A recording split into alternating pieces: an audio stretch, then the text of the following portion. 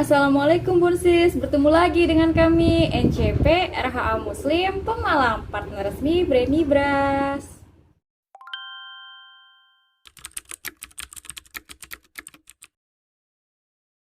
Untuk video kali ini kami akan memberikan cara untuk menjadi reseller dengan penghasilan yang melimpah, gitu ya.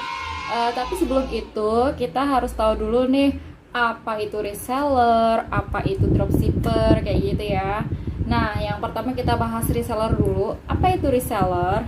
Dikutip dari buku Step by Step Business Dropshipping dan Reseller karya Ahmad Syafi'i, reseller adalah menjual kembali sebuah barang dari supplier tanpa adanya stok barang dengan komisi yang telah ditentukan sendiri atau ditetapkan oleh supplier. Nah, biasanya ini reseller baru akan menyetok kalau dia ada orderan kayak gitu ya. Kalau misalkan belum ada sih juga kadang ya juga nyetok juga sih di rumah bisa, tapi ya stoknya biasanya sih terbatas gitu ya. Jadi kalau reseller kebanyakan gitu order ke suppliernya itu ketika dia dapat orderan dari konsumen kayak gitu. Sedikit berbeda dengan reseller, dropship adalah penjualan produk yang memungkinkan dropshipper, jadi orangnya ini yang dropship, menjual barang ke pelanggan dengan hanya bermodalkan foto atau gambar dari supplier tanpa perlu menyetok barang. Nah, skema dropship ini biasanya pelanggan atau konsumen ini membeli barang dengan mentransfer uang ke rekening dropshipper. Lalu dropshipper membayarkan kepada supplier sesuai harga beli dropshippernya ditambah ongkos kirim ya biasanya ya, karena dropship ini kebanyakan ya online gitu kan. Dari sini barang akan dikirimkan supplier ke alamat pelanggannya itu. Jadi nanti biasanya sih dari dropshippernya itu ngasih data nama, alamat sama nomor HP. Jadi nanti langsung dari pusatnya misalkan gitu ya, dari suppliernya bisa langsung kirim ke alamat si pembelinya itu. Nah, si dropshipnya ini dapat keuntungan dari margin yang sudah ditentukan gitu ya. Misalkan dia menjual gamis gitu ya, gamis harganya misalkan 200.000, dia dapat diskon misalkan 10% gitu kan, berarti 20.000.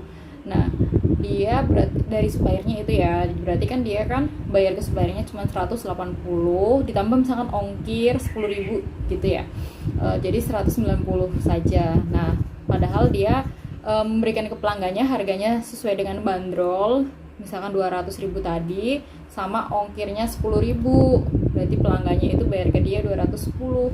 Nah, dia untungnya berarti 210 dikurangi 190 berarti 20.000. Lumayan banget kan. Apalagi di era digital begini ya, pemasaran itu semakin dimudahkan karena hadirnya marketplace. Marketplace ini nggak hanya di sosial media misalkan kayak Facebook, IG gitu, ada IG shopping gitu kan, tapi juga ada e-commerce-nya Indonesia gitu ya, maksudnya yang ada di Indonesia itu kayak Shopee, Tokopedia, Lazada, Bukalapak, dan itu bisa kita gunakan. Jadi pasarnya agar lebih luas. Kalau misalkan kita di Pemalang posisinya, jadi yang beli nggak hanya orang Pemalang saja, bisa juga orang Kalimantan, orang Sulawesi, kayak gitu. Nah, untuk modalnya jadi dropshipper sama reseller ini bisa ya digunakan smartphone, dan smartphone itu kan sekarang kan harganya juga nggak terlalu mahal, bisa dimulai dari 1 jutaan aja itu bisa dapet smartphone, bahkan ada yang harganya di bawah 1 juta gitu ya, disesuaikan aja sama budget kayak gitu ya. Kenapa sih pakai smartphone? Soalnya smartphone ini buat penghubung antara kita sama supplier kalau kita ini reseller ya, atau kita sama konsumen gitu kan. Apalagi kalau misalkan kita jualannya kayak di marketplace, kita perlu update stok segala macem. Nah, stoknya itu juga biasanya disediakan dari suppliernya itu gitu. Nah, untuk caranya menjadi reseller atau dropshipper, hal-hal yang perlu diperhatikan. Yang pertama, menemukan produk yang tepat ya. Jadi produk yang tepat itu cari tahu soal produk ini, terus bagaimana cara memasarkannya gitu kan. Kemudian kualitas produknya juga ya, kualitas produk itu penting banget. Jadi layak nggak sih produk yang ini kita jual kayak gitu. Terus kemudian juga kita bisa melihat pasarnya, kayaknya minatnya banyak nggak sih gitu kan. Kayak misalkan pas awal pandemi gitu kan, lagi musimnya masker gitu, berarti kan masker kan sangat tinggi gitu ya permintaannya gitu, kita bisa jual itu gitu. Ataupun kalau misalkan aku nggak seneng jualan itu, jualan masker misalkan gitu ya, kita bisa sesuaiin sama hal yang kita sukai. Misalkan yang suka dandan gitu ya, bisa jual produk kecantikan kayak gitu. Atau yang suka berdaster di rumah gitu ya, bisa juga jual daster gitu. Atau juga yang suka bergamis gitu ya, bisa juga jual gamis. Kemudian yang kedua, kita harus lihat pasar sama kompetitor. Jadi ya kayak tadi itu, misalkan kita lihat di pasar itu ya ngetrennya apa kayak gitu kan. Misal lagi ngetrennya apa, masker tadi kan ya, berarti kan pasarnya luas banget nih. Ibaratnya satu orang itu nggak cuma butuh satu masker gitu kan buat gonta-ganti masker kain, baik masker kain ataupun masker medis gitu kan, nggak cukup satu aja, nggak mungkin nggak dipakai satu untuk seminggu gitu, sedangkan dia tiap hari keluar kayak gitu. Kemudian juga kita harus lihat kompetitor, yang jualan sekitaran kita ini banyak apa enggak. Apalagi kalau yang kita misalkan punya toko offline kayak gitu, sekitaran kita jualan apa enggak, banyak atau enggak. Nah itu tadi, kalau misalkan kita jualnya ke marketplace kan pasarnya lebih luas kayak gitu ya, jadi nggak hanya berputar di satu wilayah saja gitu, jadi semua wilayah kita bisa mencakup gitu.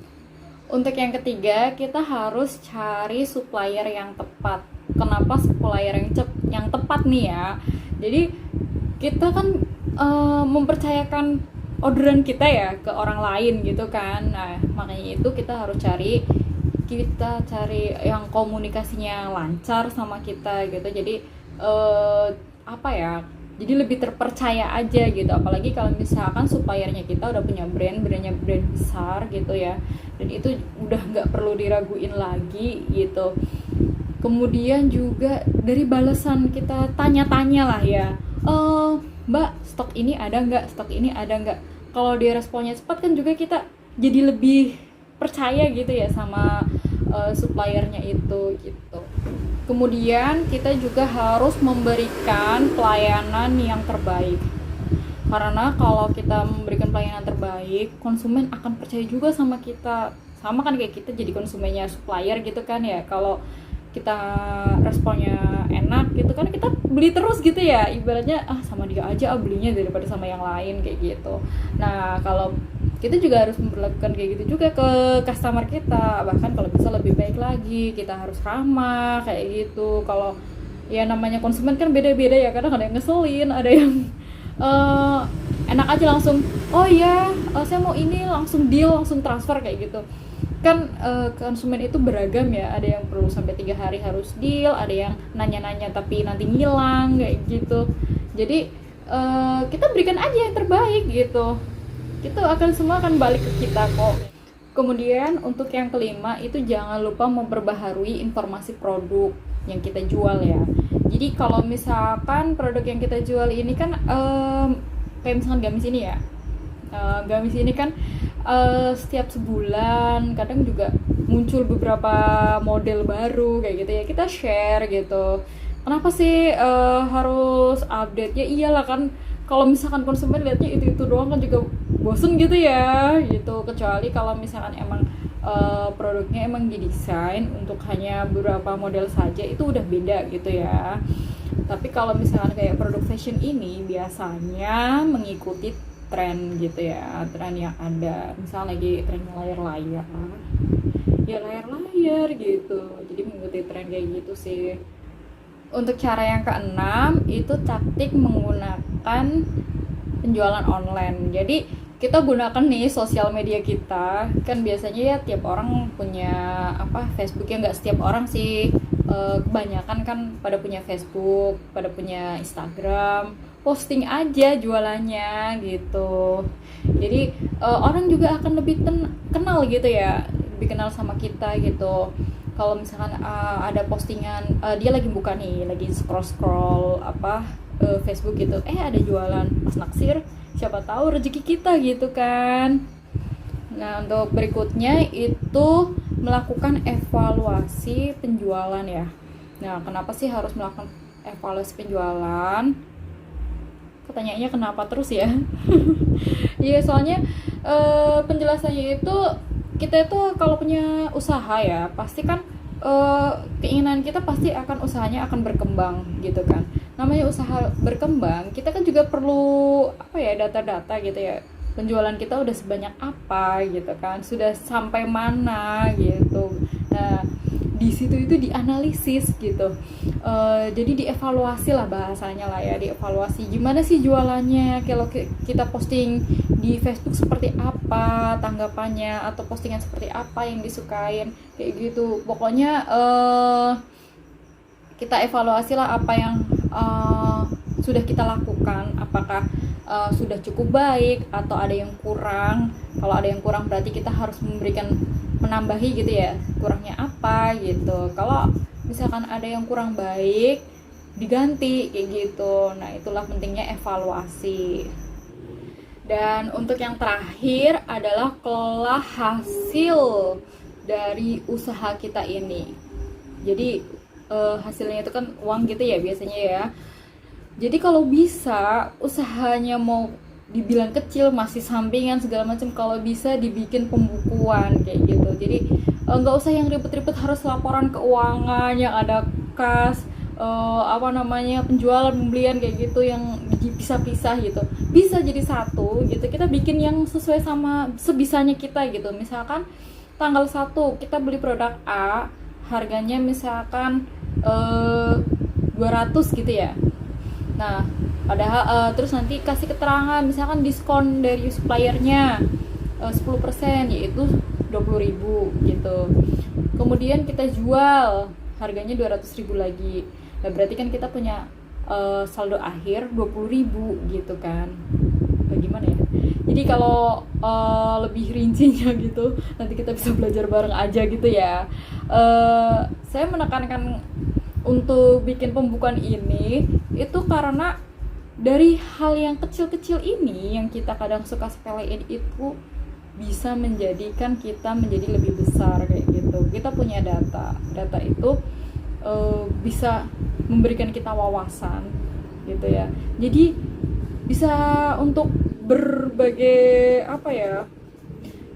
evaluasi gitu ya. Jadi misalkan kita, oh iya bulan Januari kita jualannya segini, untungnya kita segini, atau misalkan uangnya dipakai buat apa kayak gitu. Jadi kalau bisa biar ketahuan gitu modalnya kita berapa awalnya. Misalkan nggak ada modal nih, modal kuotanya tadinya beli sendiri atas uang pribadi, misalkan dibeliin suami kayak gitu kan. Ternyata setelah bisa jualan bisa beli kuota sendiri kayak gitu. Jadi kalau bisa dikelola dengan baik itu uangnya. Nanti kalau misalkan modalnya bertambah, pilihannya bisa nambah aset, bisa nambah produknya gitu kalau misalkan kita nyetok. Tapi kalau misalkan dropship, kita bisa beliin aset gitu. Dari dropship aja itu kita bisa loh menghasilkan banyak uang, itu dengan selisih margin itu. Kita kalau jual sehari misalkan 20.000 ya, itu sehari satu gamis. Kalau misalkan kita sebulan 30 ya, dapat 600.000, lumayan banget gitu kan. Nah iya, jadi dari hal-hal yang kecil-kecil itu tadi, kalau kita nggak pembukuan, kadang itu ya, pengalaman saya sendiri, karena nggak pembukuan ya udah lagi ada perlu apa, udah uangnya nyampur aja di dompet jadi satu sama uang dari suami gitu ya. Buat beli apa habis juga gitu. Jadi nggak ada yang nggak ada disisain gitu. Jadi nggak tahu kita itu untungnya berapa, kita udah bekerja keras seperti ini tuh hasilnya sampai di mana itu kita nggak tahu apa-apa kayak gitu.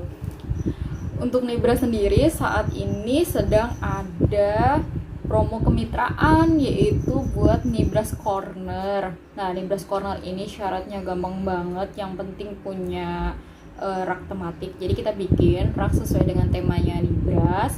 Kemudian kita punya banner, Dan terakhir kita juga pakai aplikasi kasir. Aplikasi kasirnya ini harganya itu sebenarnya 2.500 2.500.000 gitu ya. 2.500.000 itu dikasih kita gratis doang gitu, tanpa beli. Dan ini ada free produk senilai 3 juta. Programnya ini hanya sampai bulan ini. Informasi terakhir itu cuma sampai bulan ini, belum tahu nanti bulan depan seperti apa promonya gitu. Jadi kalau untuk teman-teman yang mau memanfaatkan promo dari Nibras ini, yaitu Nibras Corner gitu kan, bisa langsung hubungin customer care kami, atau bisa komen di bawah juga bisa. Oh iya, untuk materi hari ini tentang dropship, reseller, kemudian juga tentang cara untuk jadi reseller yang agar penghasilannya itu melambung, apa ya, ya gitulah pokoknya intinya ya. Nanti bisa dilihat di linknya di deskripsi ya, saya cantumkan kayak gitu. Kemudian kalau mau beli kita juga cantumkan linknya, jadi di link tree-nya itu link linktr.ee/RHA Muslim itu bisa tanya-tanya di WhatsApp, kemudian juga bisa langsung ke Shopee, kemudian juga bisa lihat katalognya juga ada. Terima kasih untuk bunda-bunda dan sista-sista ya, atau bapak-bapak juga ada yang sudah menonton kami. Terima kasih banyak ya, dan mohon maaf kalau ada salah-salah kata. Terima kasih. Wassalamualaikum warahmatullahi wabarakatuh.